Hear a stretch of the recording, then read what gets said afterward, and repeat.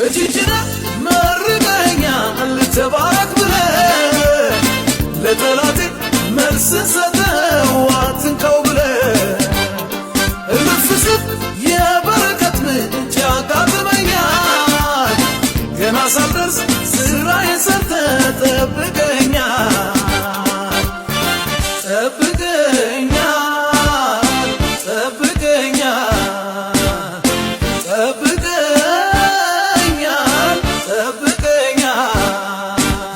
ያንተስ ነገር ስንቱ ይነገር ቤት ያንተስ ስራ ስንቱ ይወራ ቤት ያንተስ ነገር ስንቱ ይነገር ቤት ያንተስ ስራ ስንቱ ይወራ ሕይወቴ